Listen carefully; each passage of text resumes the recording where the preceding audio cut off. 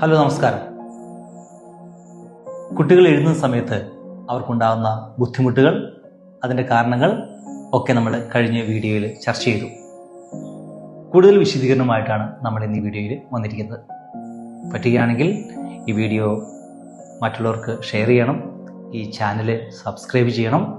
നിങ്ങളുടെ പഠനവുമായിട്ട് ബന്ധപ്പെട്ടുള്ള എല്ലാ സംശയങ്ങളും ഇതിൻ്റെ കമൻറ്റ് ബോക്സിൽ ഇടാൻ മറക്കുകയും ചെയ്യരുത്. കുട്ടികൾ എഴുതുമ്പോൾ അവർക്ക് പലതരത്തിലുള്ള പ്രയാസങ്ങൾ ഉണ്ടാവാറുണ്ട്.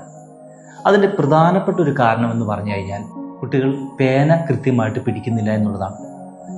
പെൻ ഗ്രിപ്പ് എന്നാണ് നമ്മളതിന് പറയുക. തെറ്റായ പെൻ ഗ്രിപ്പാണ് ഒരു പ്രധാനപ്പെട്ട കാരണം. കുട്ടികൾ എങ്ങനെയാണ് ശരിയായിട്ട് പേന പിടിക്കേണ്ടത്, തെറ്റായ പെൻ ഗ്രിപ്പുകൾ ഏതൊക്കെയാണ്, തെറ്റായിട്ട് പേന പിടിച്ചു കഴിഞ്ഞാൽ അവർക്കുണ്ടാകുന്ന ബുദ്ധിമുട്ടുകൾ എന്തൊക്കെയാണ്, എങ്ങനെയുള്ള പേനകളാണ് അവർ സെലക്ട് ചെയ്യേണ്ടത്, ഇനി ഇതൊക്കെ അല്ലെങ്കിൽ പിന്നെ എങ്ങനെയാണ് ഇത് കറക്റ്റ് ചെയ്യേണ്ടത്, ഇത്തരം കാര്യങ്ങളാണ് നമ്മൾ ഇന്ന് വിശദമായിട്ട് ചർച്ച ചെയ്യുന്ന. വീഡിയോ സ്കിപ്പ് ചെയ്യാതെ മുഴുവനായിട്ടും കാണുക. തെറ്റായിട്ട് പിടിക്കുന്ന രീതികൾ എന്തൊക്കെയാണെന്ന് ഞാൻ ആദ്യം പറഞ്ഞുതരാം. ഒന്നാമതായി തമ്പ് റാപ്പ് എന്ന് പറഞ്ഞാൽ ഇങ്ങനെ പിടിക്കുന്നതാണ്. ഈ തമ്പ് കൂടുതൽ കടത്തി പേന പിടിക്കുന്ന ഒരു രീതിയാണ് തമ്പ് റാപ്പ്. ഇങ്ങനെ പിടിച്ചു കഴിഞ്ഞാൽ നന്നായിട്ട് എഴുതാൻ, നല്ല ഹാൻഡ് റൈറ്റിംഗ് ഉണ്ടാകാനും ബുദ്ധിമുട്ടായിരിക്കും. മറ്റൊരു തെറ്റായ രീതി ഫിസ്റ്റ് ഗ്രിപ്പ് എന്ന് പറയും. എന്ന് പറഞ്ഞാൽ മുഴുവനും കൈ ഉപയോഗിച്ചിട്ട് പേന പിടിക്കുന്ന രീതി. ഇതിന് പാമർ ഗ്രിപ്പ് എന്നും മറ്റൊരു പേരും കൂടിയുണ്ട്. ഇങ്ങനെ പിടിച്ചാലും നന്നായിട്ട് എഴുതാനോ നല്ല ഹാൻഡ് റൈറ്റിംഗ് ഉണ്ടാകാനോ പറ്റില്ല. മറ്റൊരു തെറ്റായ രീതി 5 ഫിംഗർ ഗ്രിപ്പാണ്. 5 വിരലുകൾ ഉപയോഗിച്ചുകൊണ്ട് പേന പിടിക്കുന്ന രീതിയാണിത്. മറ്റൊരു തെറ്റായ രീതി index over grip. Index finger കൂടുതൽ കടത്തി പിടിച്ച് പേന ഉപയോഗിക്കുന്ന രീതിയാണിത്. ഇങ്ങനെയാണെങ്കിലും എഴുത്ത് ബുദ്ധിമുട്ടാവും. മറ്റൊരു തെറ്റായ രീതി എന്ന് പറയുന്നത് മിഡിൽ ഫിംഗറിനും ഇൻഡെക്സ് ഫിംഗറിനും ഇടയിൽ പേന പിടിച്ചിട്ട് കുട്ടികൾ എഴുതുന്ന ഒരു രീതിയുണ്ട്. ഇങ്ങനെ പിടിച്ചാലും എഴുത്ത് ബുദ്ധിമുട്ടാവും. മറ്റൊരു തെറ്റായ രീതി എന്ന് പറഞ്ഞാൽ പേന സാധാരണ പോലെ പിടിക്കുകയും എന്നാൽ ഈ കൈക്കുഴ ചെരിച്ച് മുകളിൽ നിന്നും താഴേക്ക് എഴുതുന്ന മറ്റൊരു തെറ്റായ രീതിയുണ്ട്. ഞാൻ ഈ പറഞ്ഞതുമല്ലാതെ മറ്റു പല രീതികളും നിങ്ങളും കണ്ടിട്ടുണ്ടാവും. ശരിയായിട്ട് പേന പിടിക്കേണ്ടത് എങ്ങനെയാണെന്ന് ഞാൻ പറയാം. അപ്പോൾ നിങ്ങൾക്ക് മനസ്സിലാകുമല്ലോ മറ്റെല്ലാം തെറ്റായ രീതികളാണ്. തെറ്റായിട്ട് പേന പിടിച്ചാൽ എന്താണ് അവർക്ക് ബുദ്ധിമുട്ടുണ്ടാകുന്നത്? ഒന്നാമത്തെ പ്രശ്നം എന്ന് പറയുന്നത് അവർക്ക് കൈക്ക് എഴുതുമ്പോൾ വേദന ഉണ്ടാവും. രണ്ടാമത്തെ ബുദ്ധിമുട്ടെന്ന് പറയുന്നത് അവർക്ക് സ്പീഡിൽ എഴുതാനായിട്ട് പറ്റില്ല. മൂന്നാമത്തെ ബുദ്ധിമുട്ടെന്ന് പറഞ്ഞാൽ അവർ എഴുതുന്ന സമയത്ത് അവരുടെ എഴുത്തിൻ്റെ സ്കെച്ച് മാർക്ക് തൊട്ടടുത്ത പേജിലും അതിനടുത്ത പേജിലും 1, 2, 3, 4 പേജിലൊക്കെ വരാറുണ്ട്. എന്ന് പറഞ്ഞാൽ അവർ കൊടുക്കുന്ന പെൻ പ്രഷർ വളരെ കൂടുതലാണ്. പെൻ പ്രഷർ വളരെ കൂടുതൽ കൊടുത്തു കഴിഞ്ഞാൽ പെട്ടെന്ന് എഴുതി മടുക്കും. കൈ പെട്ടെന്ന് മടുക്കാനായിട്ട് കാരണമാവും കൈക്ക് വേദന ഉണ്ടാവാനുള്ള സാധ്യതയുണ്ട്.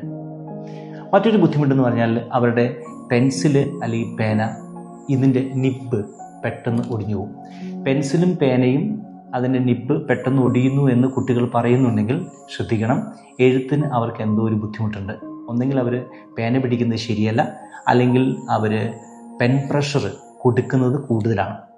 ഇതൊക്കെയാണ് തെറ്റായിട്ടുള്ള പെൻ ഗ്രിപ്പ് ഉണ്ടെങ്കിൽ കുട്ടികൾക്കുണ്ടാകുന്ന ബുദ്ധിമുട്ടുകൾ. ഇതിനെ എങ്ങനെയാണ് തരണം ചെയ്യേണ്ടതെന്ന് നോക്കാം. കുട്ടികൾ ശരിയായിട്ട് പേന പിടിക്കേണ്ട രീതി എന്ന് പറയുന്നത് ട്രൈപോഡ് പെൻ ഗ്രിപ്പാണ്.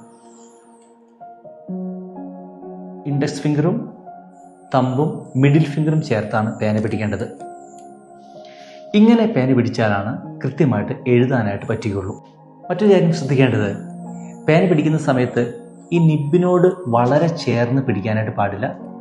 രണ്ടാമത് ഇത് വളരെ അകത്തേയും പിടിക്കാനായിട്ട് പാടില്ല. ഓവർ എക്സ്റ്റൻഡഡ് ഗ്രിപ്പ് പാടില്ല. നിബിൽ നിന്നും 2 ഇഞ്ചിനുള്ളിലാണ് ഈ പേന പിടിക്കേണ്ടത്. ഇങ്ങനെ പിടിച്ചാലാണ് കൃത്യമായിട്ട് കുട്ടികൾക്ക് എഴുതാനായിട്ട് പറ്റുകയുള്ളൂ. മറ്റൊരു കാര്യം ശ്രദ്ധിക്കേണ്ടത്, ഓവർ വെയിറ്റുള്ള പേനകൾ ഉപയോഗിക്കാനായിട്ട് പാടില്ല. വളരെ ലൈറ്റായിട്ടുള്ള പേനയും ഉപയോഗിക്കരുത്. അതുപോലെ തന്നെ വലിപ്പം കൂടുതലുള്ള പേനയും ഉപയോഗിക്കരുത്. വലിപ്പം വളരെ കുറഞ്ഞ് വളരെ ലീനായിട്ടുള്ള പേനയും ഉപയോഗിക്കരുത്. പേന തിരഞ്ഞെടുക്കുമ്പോൾ ശ്രദ്ധിക്കേണ്ട മറ്റൊരു കാര്യം, അല്പം നീളമുള്ള പേൻസ് എടുക്കാനായിട്ട് ശ്രദ്ധിക്കുക. എന്ന് പറഞ്ഞു കഴിഞ്ഞാൽ പേന പിടിക്കുന്ന സമയത്ത്, കുട്ടികൾ പേന പിടിക്കുന്ന സമയത്ത് ഈ തമ്പിനും ഇൻഡെക്സ് ഫിംഗറിനും ഇടയിലുള്ള ഈ ഏരിയ കവർ ചെയ്യുന്ന രീതിയിലുള്ള പേനകൾ ഉപയോഗിക്കാനായിട്ട് ശ്രദ്ധിക്കുക. ചില സമയത്ത് കുട്ടികൾ മുറി പെൻസിൽ ഉപയോഗിച്ച് എഴുതുന്നത് ഞാൻ കണ്ടിട്ടുണ്ട്. എന്ന് പറഞ്ഞാൽ ഈ ഏരിയ കവർ ചെയ്യാൻ പാകത്തിന് വലുപ്പമില്ലാത്ത, നീളമില്ലാത്ത പേനയോ പെൻസിലോ ഉപയോഗിച്ച് എഴുതുമ്പോൾ കുട്ടികളുടെ എഴുത്തിനെ അത് ബാധിക്കും, കൈയക്ഷരത്തെ അത് ബാധിക്കും. അങ്ങനെയുള്ള പേനയോ പെൻസിലോ ഉപയോഗിക്കാതിരിക്കാൻ പ്രത്യേകമായിട്ട് ശ്രദ്ധിക്കുക. ബോർഡിൽ നിന്നും അതുപോലെ തന്നെ ടെക്സ്റ്റ് ബുക്കിൽ നിന്നും കുട്ടികൾ പകർത്തി എഴുതുന്ന സമയത്ത് അവർ ശ്രദ്ധിക്കേണ്ട മറ്റൊരു കാര്യമുണ്ട്. വാക്കുകളും വാക്യങ്ങളും പകർത്തി എഴുതുന്ന സമയത്ത് അക്ഷരങ്ങൾ മാത്രം പകർത്തി എഴുതാതിരിക്കാനായിട്ട് ശ്രദ്ധിക്കുക. ഉദാഹരണത്തിന്, ഞാൻ എഴുതേണ്ട വാക്യം ഭാരതം എൻ്റെ രാജ്യമാണ്. ചില കുട്ടികൾ എഴുതുന്നത് ഭ നോക്കി ഭ എഴുതി, രാ നോക്കി രാ എഴുതി, തം നോക്കി തം എഴുതി, അങ്ങനെയാണ് അവർ മുന്നോട്ട് പോകുന്നത്. ഇങ്ങനെ എഴുതുന്ന സമയത്താണ് അക്ഷരങ്ങളും വാക്കുകളുമൊക്കെ മിസ്സാകാൻ സാധ്യതയുള്ളത്. കുട്ടികൾ ചെയ്യേണ്ട കാര്യം ഭാരതം എന്ന വാക്ക് മുഴുവനായിട്ട് മനസ്സിലാക്കിയതിന് ശേഷം അത് എഴുതാനായിട്ട് ശ്രദ്ധിക്കുക. 1, 2, 3, 4 വരെ ക്ലാസ്സുകളിലെ കുട്ടികൾ വാക്കുകൾ നോക്കി വാക്കുകൾ എഴുതാൻ പരിശീലിക്കുക. തുടർന്ന് 5, 6 ക്ലാസ്സുകൾ എത്തുമ്പോൾ ഒരു വാക്യം മുഴുവനായിട്ടും വായിച്ച് അത് മനസ്സിലാക്കിയതിന് ശേഷം അത് പകർത്താനായിട്ട് അവരെ പരിശീലിപ്പിക്കണം. അപ്പോഴാണ് അവരുടെ എഴുത്ത് കൂടുതൽ സുഗമമായിട്ട് വരുന്നത്. ഇങ്ങനെയൊക്കെ പരിശീലിച്ചിട്ടും കുട്ടികൾ പേന പിടിക്കുന്നത് ശരിയാകുന്നില്ലെങ്കിൽ അവർക്ക് മറ്റൊരു എയ്ഡ് ഉപയോഗിക്കാവുന്നതാണ്. ഇതിൻ്റെ പേരാണ് പെൻ ഗ്രിപ്പർ. ഈ പെൻ ഗ്രിപ്പ് നമുക്ക് മേടിക്കാൻ കിട്ടും, ആമസോണിലോ കടകളിലോ ഒക്കെ മേടിക്കാൻ കിട്ടും.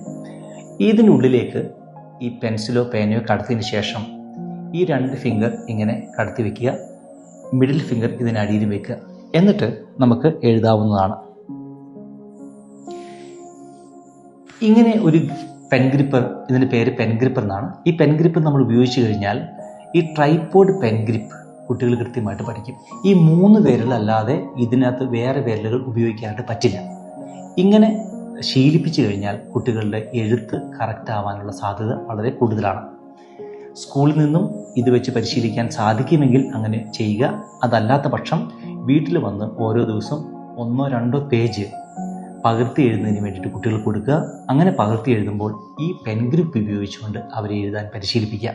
അങ്ങനെ വരുമ്പോൾ അവരുടെ എഴുത്ത് നന്നാവും. കുറച്ചു കാലം ഈ പെൻ ഗ്രിപ്പ് ഉപയോഗിച്ച് അവർ പരിശീലിക്കട്ടെ. തുടർന്ന് ഈ പെൻ ഗ്രിപ്പ് ഇല്ലാതെ തന്നെ അവർക്ക് എഴുതാനായിട്ട് പറ്റും. ഞാനീ പറഞ്ഞ കാര്യങ്ങളൊക്കെ നിങ്ങളൊന്ന് പരിശീലിച്ച് നോക്കുക. തീർച്ചയായിട്ടും നിങ്ങളുടെ കുട്ടികളുടെ എഴുത്ത് ഇമ്പ്രൂവ് ചെയ്യും. ഇതൊക്കെ ചെയ്തിട്ടും നിങ്ങളുടെ കുട്ടികളുടെ എഴുത്ത് ഇമ്പ്രൂവ് ചെയ്യുന്നില്ല എങ്കിൽ തീർച്ചയായിട്ടും നിങ്ങളൊരു സ്പെഷ്യലിസ്റ്റിനെ കാണുക. നമ്മുടെ കുട്ടികൾ നന്നായിട്ട് പഠിക്കട്ടെ, അവർ മിടുക്കന്മാരാവട്ടെ. മറ്റൊരു വീഡിയോയുമായി നമുക്ക് വീണ്ടും കാണാം. നന്ദി.